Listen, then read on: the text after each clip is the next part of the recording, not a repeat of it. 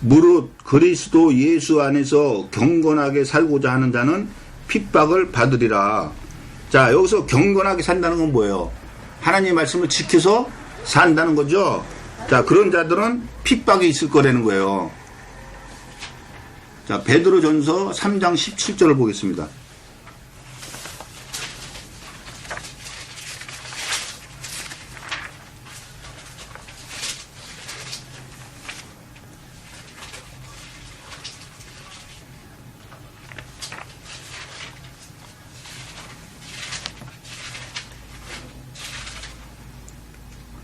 선을 행함으로 고난받는 것이 하나님의 뜻일진데 악을 행함으로 고난받는 것보다 나으니라.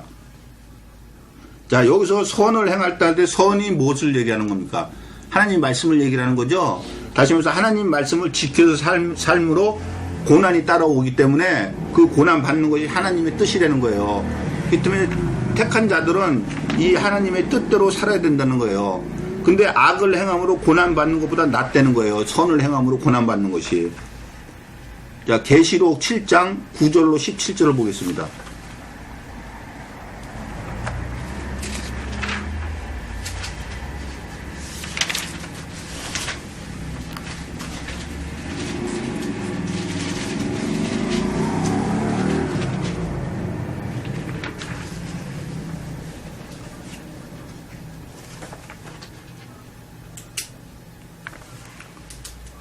이 일 후에 내가 보니 각 나라와 족속과 백성과 방언에서 아무라도 능히 셀 수 없는 큰 무리가 흰 옷을 입고 손에 종려가지를 들고 보좌 앞과 어린 양 앞에 서서 큰 소리로 외쳐 가로되 구원하심이 보좌에 앉으신 우리 하나님과 어린 양에게 있도다 하니 모든 천사가 보좌와 장로들과 네 생물의 주위에 섰다가 보좌 앞에 엎드려 얼굴을 대고 하나님께 경배하여 가로되 아멘. 찬송과 영광과 지혜와 감사와 존귀와 능력과 힘이 우리 하나님께 세세토록 있을지로다. 아멘 하더라.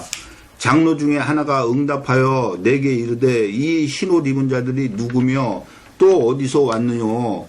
내가 가로되 내 주여 당신이 알리이다 하니 그가 나더러 이르되 이는 큰 환난에서 나오는 자들인데 어린 양의 피에 그 옷을 씻어 쉬게 하였느니라. 그러므로 그들이 하나님의 보좌 앞에 있고 또 그의 성전에서 밤낮 하나님을 섬김에 보좌에 앉으신 이가 그들 위에 장막을 치시니니 저희가 다시 줄이지도 아니하며 목마르지도 아니하고 해나 아무 뜨거운 기운에 상하지 아니할지니 이는 보좌 가운데 계신 어린 양이 저희의 목자가 되사 생명수 샘으로 인도하시고 하나님께서 저희 눈에서 모든 눈물을 씻어 주실 것임이라. 자, 15절로 17절은 천국에 들어가는 것을 얘기를 하는 거죠. 자, 근데 15절에서 그러므로 하고 시작하죠. 그러면 그러므로는 앞에 거를 결론 짓는 거죠. 자, 그러면 어떤 자들이 지금 천국에 들어간다는 거예요? 큰 환난에서 나오는 자들인데 어린 양의 피에 그 옷을 씻어 쉬게 한 그들이를 말하는 거죠. 여기서 어린 양의 피는 예수님의 말씀을 뜻하는 거죠. 근데 큰 환난에서 무엇으로 그 옷을 씻어? 다시 말해서 큰 환난에서 어떻게 환난을 견디면서 나오는 자들이라고요? 하나님 말씀을 순종해서 지켜 사는 자들. 그래서 15절에 그러므로 그들이 천국에 있다. 지금 그렇게 얘기를 하는 거예요. 자, 다시 히브리서를 보겠습니다.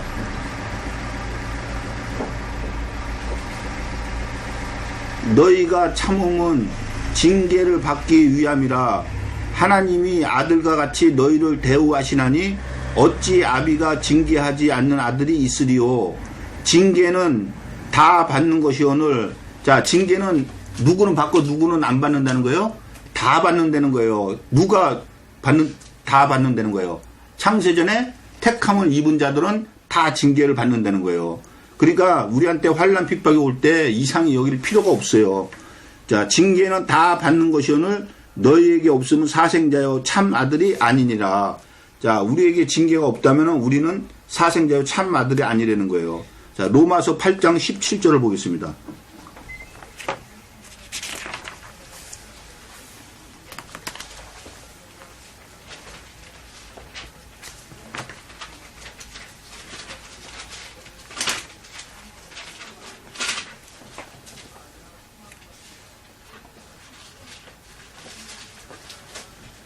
자녀이면 또한 후사 곧 하나님의 후사요 그리스도와 함께한 후사니 우리가 그와 함께 영광을 받기 위하여 고난도 함께 받아야 될 것이니라. 자, 자녀면은 하나님의 후사요 그리스도와 함께한 후사가 된다는 거죠.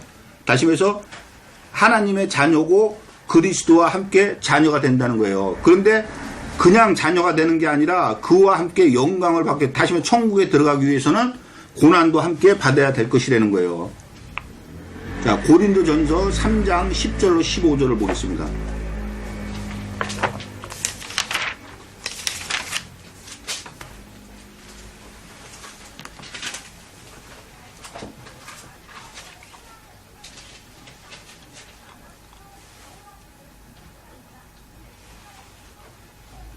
내게 주신 하나님의 은혜를 따라 내가 지혜로운 건축자와 같이 터를 닦아두매 다른 이가 그 위에 세우나 그러나 각각 어떻게 그 위에 세우기를 조심할지니라. 이 닦아둔 것 외에 능히 다른 터를 닦아둘 자가 없으니 이 터는 곧 예수 그리스도라. 자, 다시 말해서 지금 이 터는 예수 그리스도라는 것은 예수님이 하신 말씀을 얘기를 하는 거죠. 그 위에다가 터를 닦는다는 것은 집을 짓는다는 거죠. 그러니까 저와 여러분은 어디에다가 집을 지어야 된다고요? 이 성경 말씀 위에다가 집을 지어야, 다시 말해서 이 성경 말씀대로 순종히 지켜 살아야 된다는 거예요.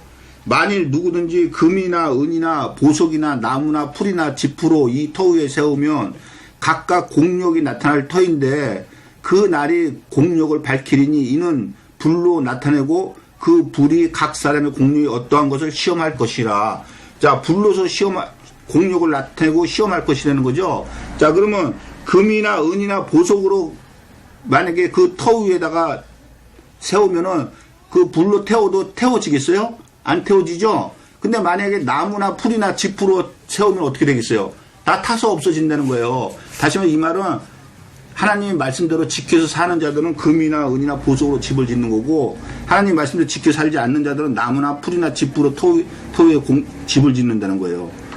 각각 공력이 나타날 터인데 그 날이 공력을 밝히리니 이는 불로 나타내고 그 불이 각 사람의 공력이 어떠한 것을 시험할 것임이니라.